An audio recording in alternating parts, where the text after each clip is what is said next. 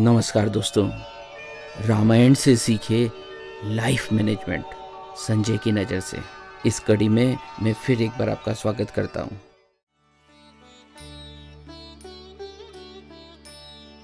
जय श्री राम। दोस्तों, आज की कड़ी में हम बात कर रहे हैं माता सीता का गर्भ धारण करना व गुप्तचर का राम दरबार में आना। दृश्य संख्या 1। गर्भावस्था में माँ को मिला परिवेश व अनुभव शिशु के लिए बहुत लाभकारी होता है। इस दृश्य में श्रृंगी मुनि ध्यान लगाते हैं एवं माता कौशल्या को बता देते हैं कि सीता के गर्भ में एक नहीं 2 शिशु है।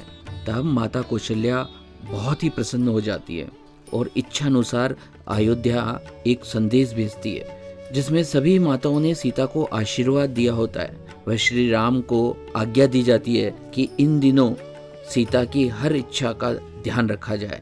उधर ऋषि श्रृंगी श्री राम को आदेश भेजते हैं कि इन दिनों सीता को इतिहास, पुराण आदि की सुंदर सुंदर कथाएं सुनाई जाए ताकि बच्चा गर्भ में ही धर्म व अधर्म का ज्ञान जानना आरंभ कर दे।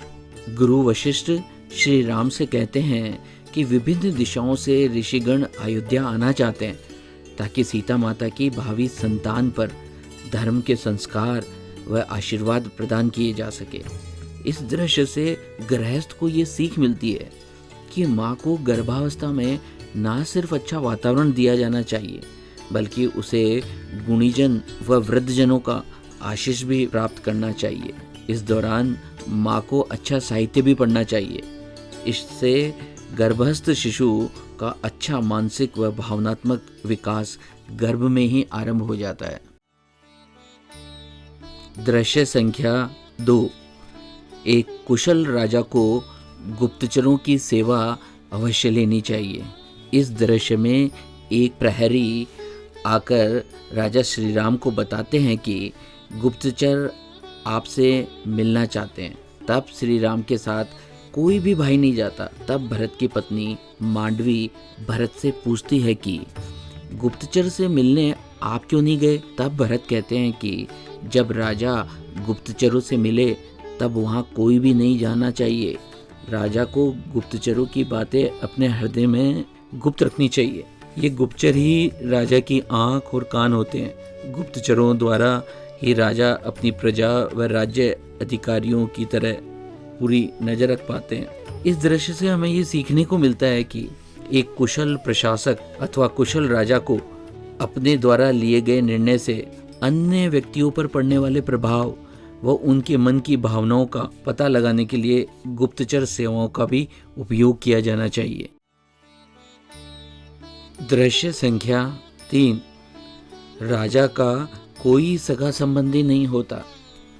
इस दृश्य में भरत व मांडवी गुप्तचरों के विषय में बात कर रहे होते हैं। भरत मांडवी को बताते हैं कि जब राजा गुप्तचरों से बात कर रहे होते हैं तब वहां जाना सबका वर्जित होता है।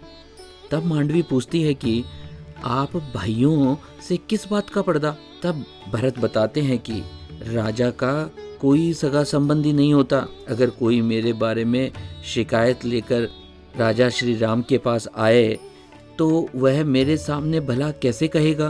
राजा तो एक सन्यासी का जीवन व्यतीत करता है। इस दृश्य से हमें ये सीखने को मिलता है कि एक कुशल प्रशासक और कुशल राजा को गुप्तचरों द्वारा दी गई सूचना को पूर्ण तरह गुप्त रखना चाहिए। उसे अपने अधिकारियों, सगे संबंधियों को भी नहीं बताया जाना चाहिए तथा एक राजा का जीवन वास्तव में एक सन्यासी जैसा ही होना चाहिए।